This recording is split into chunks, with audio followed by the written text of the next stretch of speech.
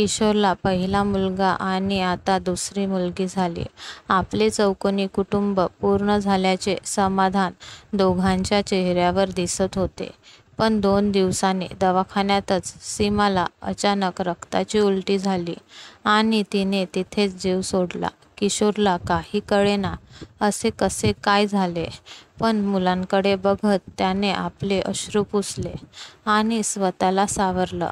मुलगा होता 5 वर्षाचा आणि आता हे 2 दिवसाचे पिल्लू घेऊन त्याने बायकोचे सारे क्रियाकर्म मन घट्ट करून पार पाडले. नातेवाईकांनी त्याला दुसऱ्या लग्नाचा सल्ला दिला, पण त्याचे मन तयार झाले नाही. अशातच त्याची मेव्हणी मुलीला न्यायला तयार झाली.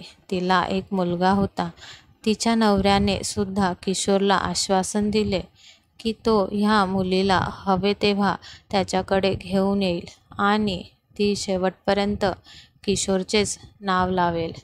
मुलीची हेळसांड नको म्हणून किशोर हा 2 दिवसाच्या मुलीला त्यांच्या ताब्यात द्यायला तयार झाला. मेव्हणी त्याच्या घरापासून जवळच राहायची, त्यामुळे किशोर कधीही जाऊ शकत होता. किशोरची नोकरी चांगली होती, स्वतःचे घर होते, बऱ्यापैकी बचत केलेली होती. त्याला आर्थिक अडचण अशी काहीच नव्हती. पण बायकोच्या अचानक जाण्याने वरवर पाहता दाखवत नसला तरी मनातून पार खचून गेला होता. मुलगा अभ्यासात खूप हुशार होता. त्याचे शिक्षण व्यवस्थित व्हावे म्हणून किशोरने त्याला तो 5वीत गेल्यावर एका चांगल्या बोर्डिंग स्कूलमध्ये टाकले. मुलाला एकटे नको वाटायला म्हणून तो दर शनिवार रविवार त्याला भेटायला जायचा. बघता बघता 16 वर्ष सरली. मुलगी आता किशोर सोबत राहत होती. तिचेही पुढचे शिक्षण चालू होते.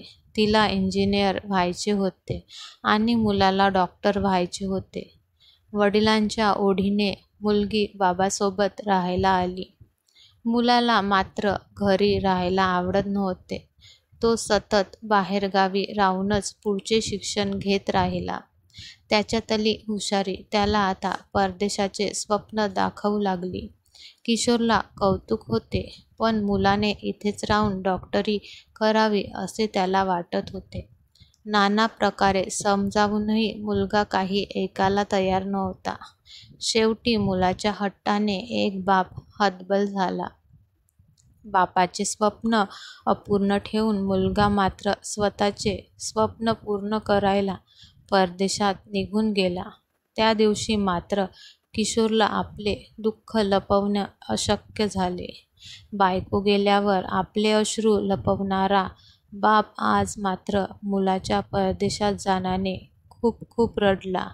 मुलासाठी ज्याने आपल्या सहचरणीच्या जाण्याचे दुःख मनामध्ये दडपून टाकले होते, तो मुलगा बापाच्या त्यागाचा जराही विचार न करता खूप सहजतेने खूप दूर निघून गेला. किशोरला त्याची मुलगी आईच्या मायेने समजावत होती की ती कायम त्याच्याजवळ राहील, त्याला सोडून कधीच कुठे जाणार नाही. किशोर मात्र एका डोळ्यामध्ये मुलाच्या जाण्याचे दुःख तर दुसऱ्या डोळ्यामध्ये मुलीच्या रूपाने मायेचा आधार देणार कोणीतरी आहे याचे वाटणारे सुख, अशा दोन्ही भावनेने मूक होऊन अश्रू ढाळत राहिला. ही कथा आवडल्या असल्यास लाईक करा, शेअर करा आणि सबस्क्राईब करा. धन्यवाद.